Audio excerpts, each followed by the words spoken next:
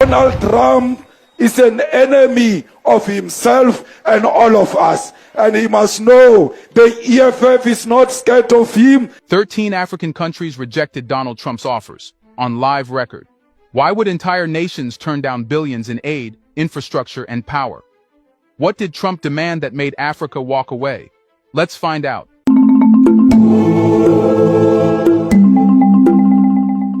The shock wasn't that Africa said no. The shock was how many said it, loudly, deliberately, and without hesitation. 13 countries, 13 refusals. But these weren't the usual closed-door, carefully worded diplomatic rejections. They were defiant, public, and laced with a common tone. We are not for sale. Let's start with South Africa. Trump's offer was simple on paper: better trade access and agricultural incentives. But the demand behind it was unthinkable: abandon BRICS. In essence, the U.S. told Pretoria to give up its role in a growing anti-Western economic bloc in exchange for a handshake. And worse, Trump's administration stoked the flames with claims of white genocide, pushing for the resettlement of white South African farmers in America. To President Cyril Ramaphosa, this was more than offensive. It was an attempt to racialize foreign policy, destabilize domestic politics, and pull South Africa into America's culture wars. He didn't just reject the offer, he used it as fuel to push closer to China and Russia. Then came Ghana. When U.S. officials arrived in Accra with a $500 million military assistance proposal, they likely expected gratitude. Instead, they encountered suspicion. The deal included language that allowed U.S. troops extended access to Ghanaian facilities and exempted American personnel from local laws. The catch: Ghana would have little oversight. The backlash at home was swift. Citizens protested, opposition parties rallied, and Ghana's president quietly backed away. Ghana didn't just say no, they turned the moment into a pivot, accelerating bilateral discussions with Turkey, Russia, and China instead. Nigeria's case was perhaps the most direct insult disguised as diplomacy. The Trump administration offered major investments in the oil sector, but hidden in the paperwork was a demand for a 51% controlling interest in key extraction zones. The message was crystal clear. America wanted to own Nigeria's crown jewel. For a country whose identity is tightly interwoven with its oil sovereignty, it was a red line. The Nigerian government walked out of negotiations. That same month, Chinese energy firms secured exploration licenses in the Niger Delta. Kenya's story added another layer: legal surrender. A $3.6 billion infrastructure proposal came with a clause that shocked Nairobi. In the event of a dispute, arbitration would occur in American courts, not in Kenya, not in neutral territory, in the U.S. judicial system. Essentially, the deal gave Washington final legal authority over Kenyan projects on Kenyan soil. Kenya rejected the offer, not out of spite, but out of survival. Days later, they secured a similar infrastructure deal with Beijing, minus the legal colonization. And then there was Tanzania. When the Trump administration offered COVID-19 vaccines and medical infrastructure, they assumed urgency would push the government to accept.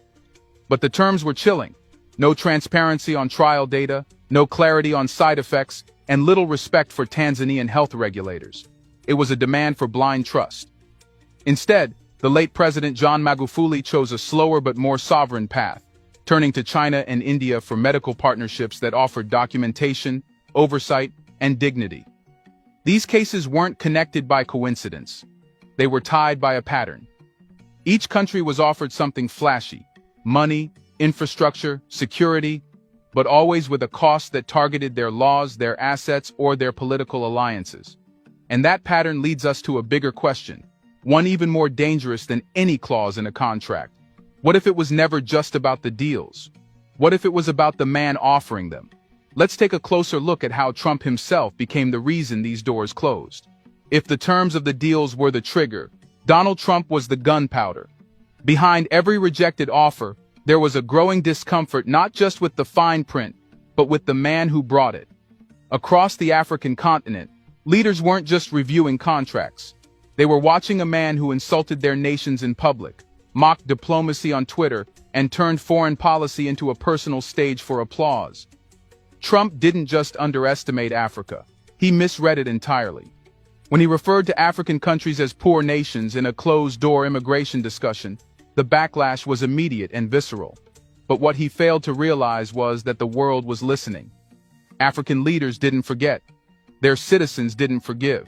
And when his administration later came forward with contracts and cooperation deals, those same leaders had a choice to make: accept an offer from a man who disrespected them, or walk away with pride. Most chose the latter. It wasn't just about language. Trump's entire approach to diplomacy was deeply transactional, almost theatrical. He treated summits like campaign rallies, press briefings like sales pitches, and partnerships like one-sided negotiations. African diplomats noticed how he addressed their presidents by first names in press events, how he interrupted or contradicted them mid-sentence, and how he used their photo ops to reinforce his America First image. Even ceremonial behavior became a red flag. In 2018, during a UN speech where he boasted about his administration's accomplishments, world leaders, including African delegates, were caught on camera laughing. It wasn't staged. It was spontaneous disbelief. That moment said everything. The room wasn't with him. It was watching him. For many African leaders, Trump was not just unpredictable. He was strategically dangerous. His administration often bypassed protocol, sending envoys with vague titles, issuing statements before consultations, and treating sovereign governments as junior partners. He once offered Sudan removal from the insurgency list, only if it recognized Israel within a fixed deadline. To African eyes, it felt more like a game show than diplomacy. And then there was the silence. During major crises affecting African nations, floods in Mozambique, protests in Nigeria, the Ebola response in the DRC, Trump remained mute or distracted. His administration rarely acknowledged these events unless they served a U.S. narrative. The absence of empathy was noticed. That silence stood in contrast to his loud endorsements elsewhere. He frequently praised authoritarian leaders, joked about staying in office beyond 2 terms, and once mused about buying Greenland, raising questions about how he viewed sovereignty at all. For African countries that had fought long battles for independence, Trump's behavior wasn't just offensive, it was triggering. It brought back the image of the outsider with money and power, expecting obedience in return.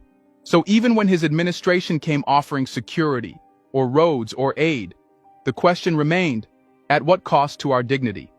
The message from Africa was subtle but sharp. You cannot insult us on Monday and invest on Friday. You cannot degrade us in speeches and expect handshakes in meetings. Respect is not retroactive, and diplomacy is not a performance. And the result? Trump's diplomacy didn't just hurt his deals, it helped unify African leaders around a shared instinct. This relationship had to change. The trust was broken, and the continent was ready to look elsewhere, not just because of contracts, but because of character. And that shift wasn't limited to emotions. It had real geopolitical consequences. So the question becomes, where did Africa turn when the U.S. doors closed, and what new alliances began to form in the shadows? Let's follow the path. Here's a reminder to please like and share the video, and subscribe to our channel to watch more videos on Black culture, history, civilization, and identity. Let's continue now. Once the trust was gone, the pivot began. By the time Donald Trump's presidency approached its 3rd year, African leaders weren't just rejecting deals, they were replacing them, not with thin air, but with new players. While Trump insulted, demanded, and dictated, other powers watched quietly and moved strategically. And it was China that moved fastest. Beijing understood what Trump never did. Respect doesn't cost a dime, and silence often speaks louder than insults. Without fanfare, Chinese delegations expanded across the continent, attending summits, funding projects, and offering deals without the humiliating language. Unlike the Trump administration, which framed aid as rescue, China pitched it as business. No savior complex, no moral superiority. Just roads, railways, ports, and returns. That tone mattered. In Angola, Beijing's infrastructure investments expanded while Trump's Africa policy remained vague. In Zambia, Chinese tech firms replaced shelved U.S. proposals. And in Ethiopia, when the U.S. pulled back after political unrest, China moved in with satellite and surveillance partnerships.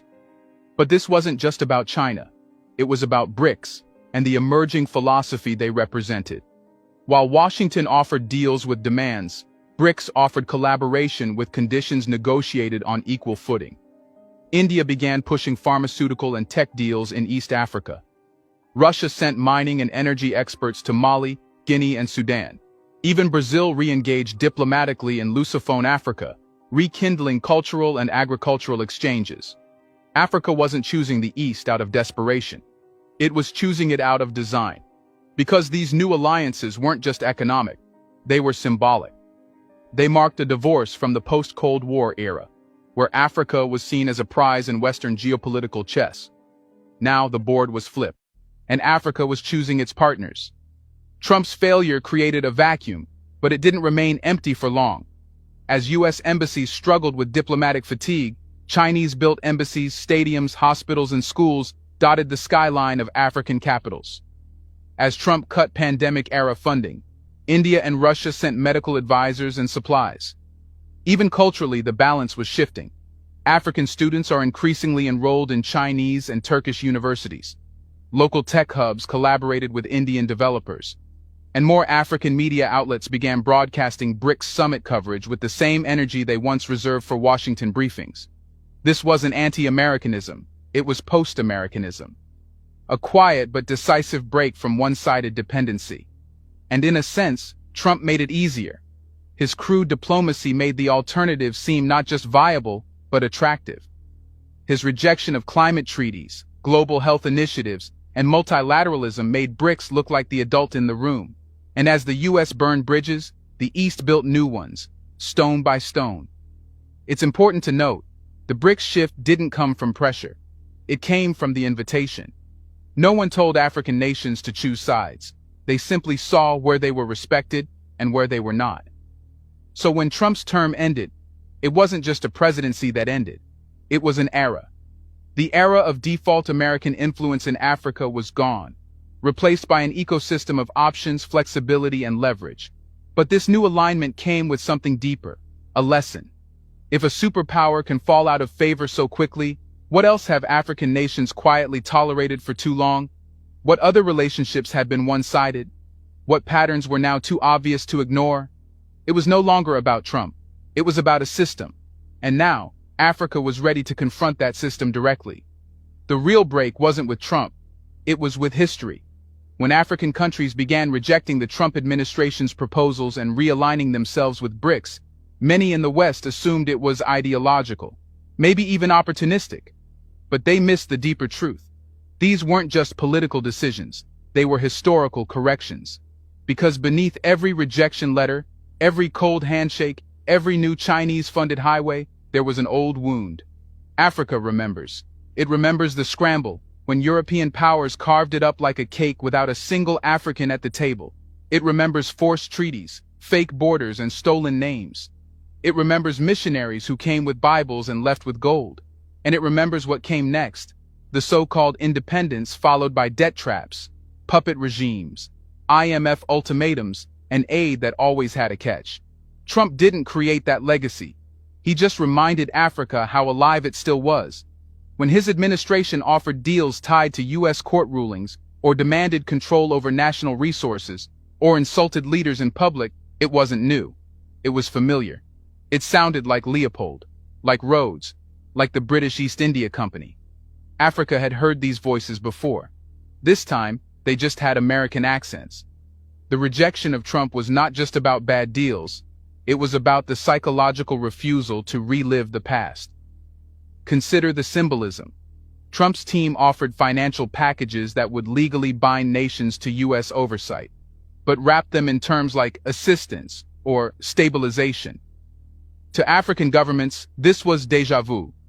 These were the same types of contracts colonial officers once used to seize land, enforce labor, or rig trade. Worse still, the cultural messaging remained just as condescending. African leaders noticed how Western media framed their refusals, not as acts of sovereignty, but as short-sighted or risky. The very act of saying no was treated as a mistake, as if independence were still a phase, not a status. And this arrogance has a cost. The more Africa pushed back, the more the West retaliated, just like old times.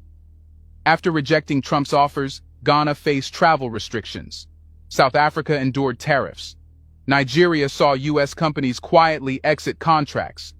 The punishment came quickly, just not as loud as before. Yet something had changed. This time, Africa didn't flinch, because now it had options.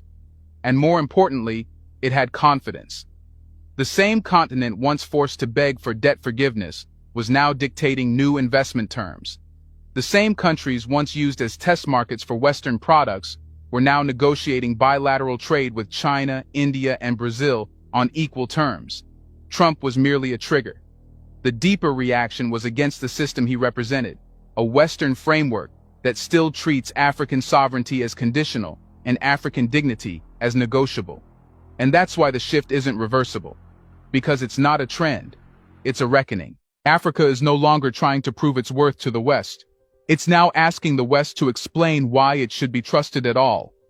And that question brings us to the present moment. If history has returned and trust has collapsed, what comes next? Can Africa afford to stay in this standoff forever? Or is it already building a new foundation? Once the ghosts of the past were confronted, something remarkable happened. Africa stopped playing defense. The Trump-era rejections weren't just a symbolic rejection of a leader, they were the birth of a doctrine. Quietly, without grand announcements or flashy slogans, African nations began to build something new. A foreign policy rooted not in fear of exclusion, but in confidence of value. No more silent acceptance of lopsided deals. No more performative handshakes with condescending powers. The age of begging had ended. This wasn't just a shift in tone. It was a complete reframing of how African states saw themselves on the world stage. For decades, the continent had been conditioned to think in terms of aid and survival. The West offered development in exchange for obedience. Loans came with lectures, summits were attended with hats in hand. But after Trump, African leaders saw that even when the offers came with threats, they could walk away and not collapse. And once that line was crossed, there was no going back. The refusal became a strategy. Instead of waiting for deals to arrive from Washington, capitals like Addis Ababa, Pretoria, and Accra began designing their investment models, shopping them globally, on African terms. Public infrastructure tenders now come with clauses protecting land, labor, and local ownership. Medical agreements demanded data transparency. Military partnerships require mutual legal accountability. The world noticed, China adapted, Russia complied. Even the EU began adjusting its tone, issuing more conciliatory language in recent policy papers. France, Africa's most heavy-handed post-colonial player, has faced protests, embassy attacks, and base closures in former colonies, as citizens demand a full expulsion of French presence. This doctrine of African-first diplomacy isn't isolationist, it's selective. African nations aren't shutting the world out. They're choosing who gets in and how. And the bar has risen. If a nation comes offering roads, they better come without strings. If they offer military aid, they had better come with respect. If they claim to be partners, they must sit as equals. And here's the most critical part. This shift isn't just happening at the top. It's flowing from the bottom up. Young Africans, activists, entrepreneurs, farmers, and engineers are no longer inspired by the West. They're building African apps, watching African news, wearing African fashion, and speaking native languages with pride. The post-Western generation isn't dreaming of New York or Paris, they're dreaming of ownership, of their land, their wealth, their narrative. The Trump moment acted like a match, lighting the fuel that had long been building under the surface. It was a diplomatic embarrassment, but it triggered a cultural awakening. By trying to dictate terms from a position of arrogance, the U.S. exposed how fragile its influence had become. And in that exposure, Africa found its leverage. Now the continent is moving from resistance to leadership, from reaction to strategy, from the receiving end of history to the writing end of it. This isn't a phase, it's a turning point. The age of conditional deals is ending. The new rule is simple. No dignity, no deal. No respect, no alliance. No equality, no entry. And that's why this story doesn't end with Trump. It begins with what Africa did after Trump, when it realized it never needed permission to stand tall. Because in the end, Africa didn't just reject a man. It declared, "We are done asking. From now on, we decide." Do you think Africa will ever bow to the West? Why can't the West accept this fact? Let us know in the comment section how long it will take Trump to realize Africa is no longer the same. Do you want to watch more videos like this one? If so, subscribe to our channel and press the bell icon next to it. We have decided to bring videos on something nobody talks about: the Black culture, civilization, history, and evidence about how glorious Blacks have been. Thanks for watching. Alright guys, so you've seen it for yourself. Now this is massive and I'm very happy. It means that the messages that we preach is getting to the length and breadth of this world. And I want to encourage you and say thank you also to those of you who, when you see this post like this, you share them so that others will see. I'm super proud of you guys. This only goes to show that we are not talking in vain. Our voices are being heard, and that is courtesy of you guys that participate every time we drop posts like this, okay? And other Pan-Africanists that drop posts every single time, that tries to preach the message of the African spirit, the transformational leadership in Africa that we seek is gradually coming. It's here. We are just seeing the tip of the iceberg, okay? I am super proud of these 13 African countries for rejecting aids from Donald Trump. That is worth billions. Did you see? African leaders didn't used to say no to such things like this. But now, we are proud to say yes, we do not need your aid. So guys, let me know what you think in the comment section. Africa indeed is becoming a better place for all of us to stay in. My name is Sir Lawson, and I'm a Pan-Africanist. Like I always say, I will speak truth to power without your favor. Anytime, any day, come rain, come shine. Okay? Make sure you lend your voice and share the video. Thank you very much, and I'll see you guys in my next post. Bye for now.